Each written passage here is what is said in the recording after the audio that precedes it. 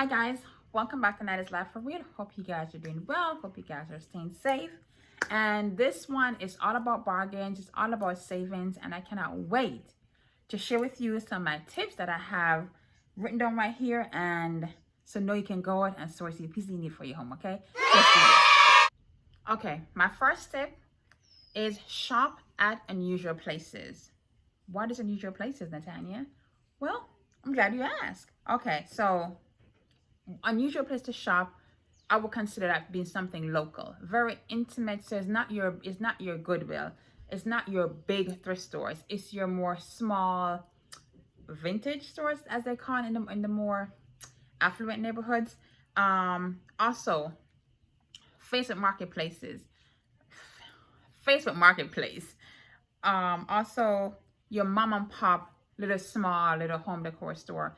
I've gotten quite a few pieces from my local vintage store. This is something that I got from there. This is a small little wooden bamboo little vessel that I can use to store things in. It's the things that you're not gonna find at Home Goods, you're not gonna see in your neighbor's house, and something you won't see it on YouTube. Okay, so that helps a lot to help curate and tell your home decor story. Facebook Marketplace. Now, I know that is worldwide, but based on the things that you search for, you can really find some unique pieces.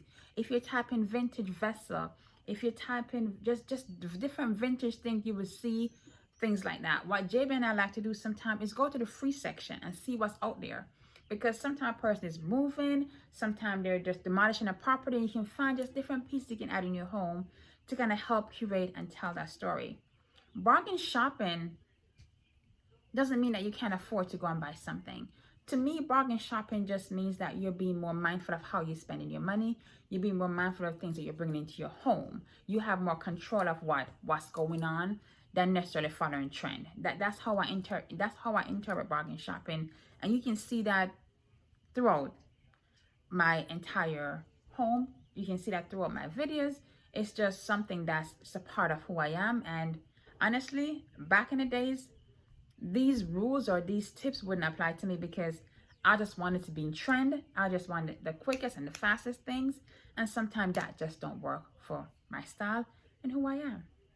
Okay, guys. Second tip, relationship. Build relationship with the manager, with the owner, with the workers, because they're the one who sees the item, who knows, touches it first, and they're like, oh, let me call Natania. Oh, let me call JB. I mean, think about this though. When you talk to you hear the term, oh, I gotta reach out to my contact, I gotta reach out to my team and see what it is. Those people are part of your team. Your sources are a part of your team. How you shop, how you create things. I remember a while back I watched one of Arvin Alana's video. We all know Arvin, right? Where he talks about someone will call him from Home Goods when a certain work come in. That's what you want to happen. It's like when something unique comes in, they will call you. When you build relationship with managers and then know that, you know what, she's always come back to the store, so I'm going to reach out to her and let her know. It's not that they're treating you different from anyone else, but you took an additional step to build relationship. And when you build a relationship, it shows value to that person, and then in return they will extend that back to you. So the way to build relationship, introduce yourself to the manager, be reliable, be trustworthy, be loyal. You know, in my area I frequent 3 Home Goods, like faithfully 3. So when you build relationship, what happened is that they will call you when stuff comes in where they know that you might like. Another thing that I do is I would talk to the managers and let them know that, hey, if you have a piece that comes in and is damaged or something is broken, call me and let me come and look at it, because I would love to get a chance, because maybe I can fix it. Maybe it's something that I can work with. There's plenty of times when I buy pieces that has imperfections. My dining table that I got from Restoration Hardware have major imperfection, but that's okay. That doesn't affect the quality of the piece. As a matter of fact, JB and I love to buy pieces with imperfection. I think it's just unique, and guess what? Eventually, over time, there are gonna be some imperfections anyway. So if I can save a couple $100 where it's not that visible, I'm good with it. That's fine by me. But of course, it's a personal thing. So if that doesn't work for you, honey, that's okay. These are just the way that we save money and how we do our thing, okay? Next tip, be open-minded.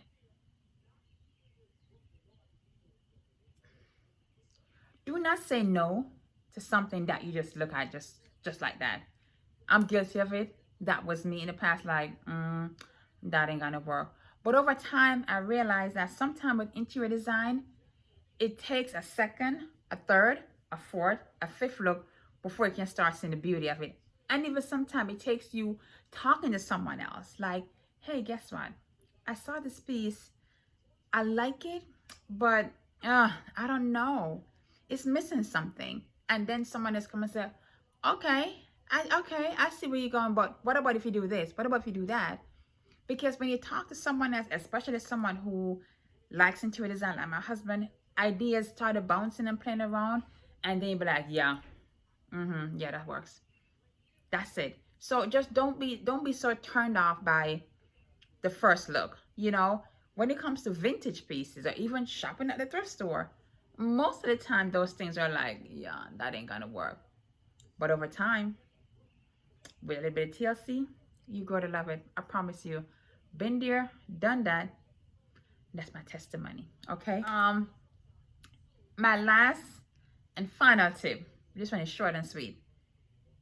Don't allow your budget to limit your creativity. I think when I started reciting this quote to myself and I started put it in the atmosphere, I realized that I used to allow my budget to limit my creativity. Even today, while I'm making this video, I had to be reminded from JB, like, I was talking to him about an idea that I wanted, and once I got the estimate, automatically that idea just, number one, the estimate supersede what I budgeted for, and number one, I started feeling down that, wow, I can't get this thing done because of the number. And he reminded me that, but babe, but you're telling your Nattie Nation not to allow their budget to limit your creativity, but you yourself is doing that right now. And I'm happy that sometimes we can speak certain things which seem so easy, but for us to implement in our own life is very hard. So I'm happy that you reminded me of it. So now, based on the number, based on the estimate, now I have to step back and see, maybe I can tweak some things, maybe certain things can wait for a later date, maybe I can figure out another way how to get it done. But it challenges me to rethink and not necessarily stop creating. You know what I mean? So I would just tell you guys and encourage you guys that it doesn't matter what in life you're striving for. We all have different ways and different journeys on how to get to that, our goal, you know? So just don't allow fear, budget, money, or anything to minimize you thinking, you creating, you planning. Because without a plan, you're gonna fail. So just still create. And one of my tips say, be open-minded. You know, in everything that you do, plan. In everything that you do, of course, it's gonna cost money. But if we plan accordingly, and if we just plan, just to summarize, shop at unusual places, build relationship with local vendors, with local stores, build relationship wherever you go, because you never know. Be open-minded, and don't allow your budget to limit your creativity. My final thought is, all these ideas and these tips are stuff that I've used in my own personal life to style my home. I use them to style clients' home. I've used them with friends and family. So if you guys have any ideas outside of what I said, please drop them in the comment section and let me know if you like this type of video where I'm sharing tips of how I do some of the things that I do, and I hope you find them helpful. I just want to say this. Thank you so much for support. Thank you so much for supporting me in this journey. I don't take it for granted when you all watch the video and you take a moment to comment and even like and subscribe. I appreciate it. We're almost close to 2,000. I'm believing by the end of this month we will get there. And then we're gonna have a huge celebration. So if you've watched this video and this video has helped you in any one of my videos, please don't find it hard to hit that subscribe button. It's free. I don't charge you. And when you do that, hop over to Instagram at _NattieStyle and follow me there. I appreciate you. We love you. We thank you. And I'll see you guys in the next one. Bye.